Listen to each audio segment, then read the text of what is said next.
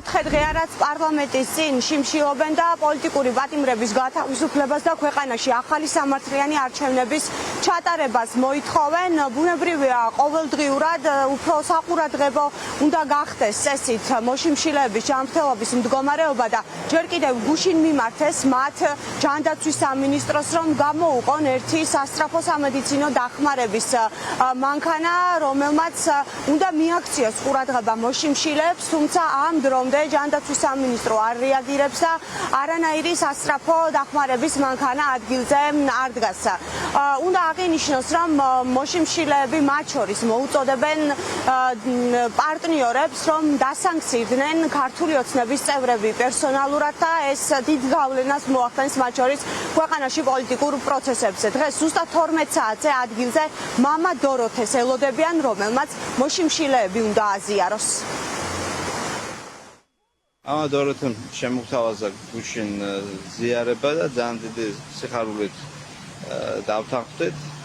გონია რომ ამ აქციის დროს ეს იქნება ძალიან კარგი საშუალება, რომ ხნეობა და ძალა შევინარჩუნოთ. თუ ეს ორი მოთხოვნა, ახალი სამართლიანი არჩევნები და პოლიტპატიმრების თავისუფლება არ შესრულდება,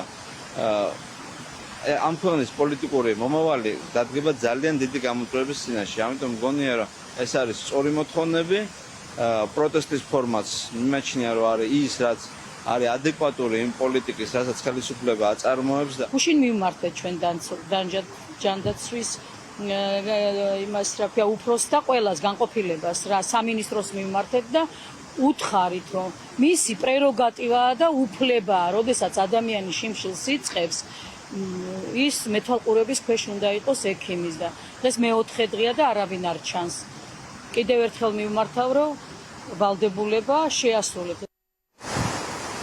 ახლა საინტერესო არის, როდის შეასრულებს საკუთარ ვალდებულებას ჯანდაცვის სამინისტრო, ვინაიდან უკვე მეოთხე დღე არის, რაც პარლამენტის წინ პროტესტის უკიდურეს ფორმას მიმართეს და შიმშილობენ ადამიანები. მათი მთავარი მოთხოვნები არის პატიმრების გათავისუფლება და ქვეყანაში ახალი სამართლიანი არჩევნების ჩატარება. აცხადებენ, რომ იშიმშილებენ იქამდე, ვიდრე მათ ამის საშუალებას ჯანმრთელობა მისცემს და აცხადებენ, რომ პროტესტს გააგრძელებენ იქამდე, ვიდრე ყველა პოლიტიკური პატიმარი არ გათავისუფლდება და ახალი არჩევნები არ ჩაინიშნება.